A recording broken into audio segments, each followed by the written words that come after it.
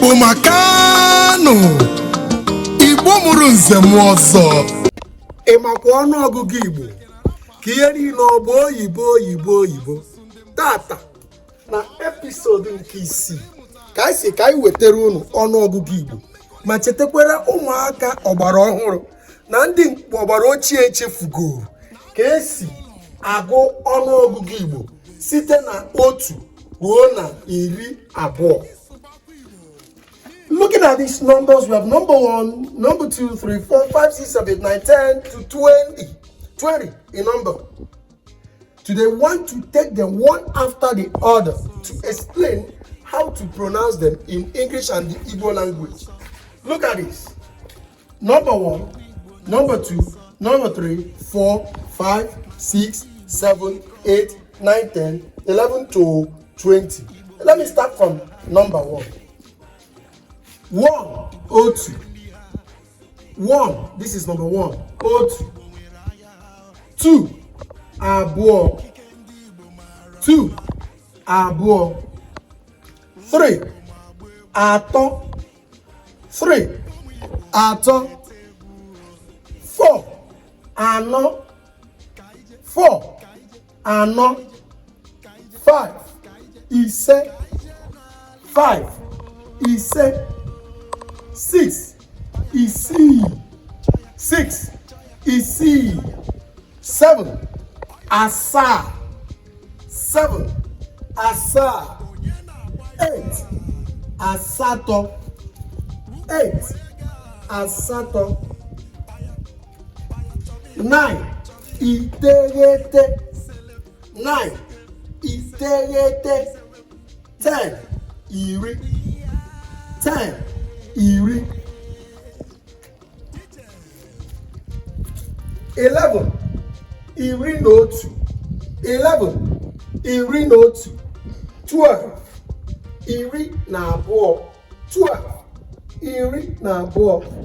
13, Iri na atọ. 13, Iri na atọ. 14, Iri na anọ. 14, Iri na anọ. 15, Iri na ise. 15, Iri na ise. 16, Iri na isii. 16, Iri na isii. 17, Iri na asaa. 17, Iri na asaa. 18, Iri na asatọ. 18, Iri na asatọ. 19, Iri na iteghete. 19, Iri na iteghete. 20, Iri abụọ. 20, Iri abụọ. Gee ntị nke ọma. Ọ bụrụ na ị chọrọ isi mmadụ ihe dịka 21, ị chọrọ isi mmadụ ihe dịka 21, 21 nke ndị bekee na-akpọ 21. If you want to tell someone 21, maybe 21,000, just 21, you know we have 20 here. You won't write it in words in English language. You use Igbo because we are encouraging you to learn how to speak Igbo. So if you want to write 21, for instance, I'll write 21 like this. Iri abụọ na otu. Iri abụọ na otu. Iri abụọ na otu. If I want to write maybe 18 or 28, we know that 28 is iri abụọ. 28. If I want to write 28, here I will say iri abụọ. Iri abụọ na asatọ. Iri abụọ na asatọ.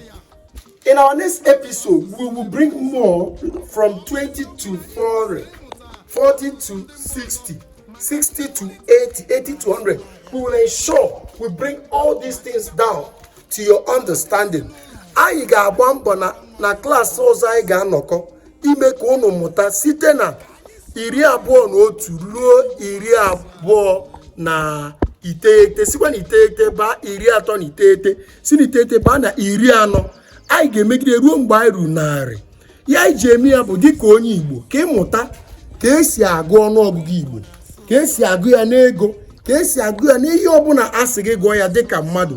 Mgbe ị na-eme nke a, ọ ga-amasịkwa gị ma tọkwa gị ụtọ na ịbụ onye Igbo. Ka emesịa, Igbo nwere aha ha, Igbo nwere ndị ha, Igbo nwere ahịa ha, ekike ndị Igbo mara mma, ndị Igbo ma agba egwu, ụmụ Igbo na-ete egwu. Ka ije, ka ije, ka ije, ka ije, ka ije, ka ije n'ala